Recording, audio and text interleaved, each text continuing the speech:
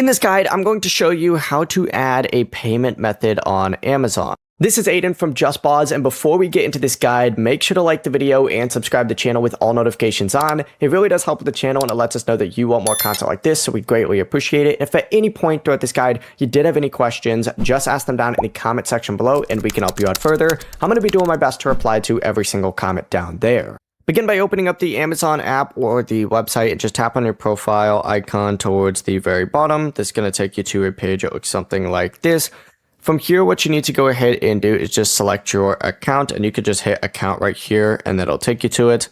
You're going to see your wallet pop up here. You essentially just need to scroll through here until you see add a payment method. Simply go ahead and select add or just add a payment method, right? Choose the type of payment method you want, like a credit or debit card. Enter in the cardholder's name, card number, expiration date, billing address. Review any information and then tap add your card to save it to your Amazon wallet.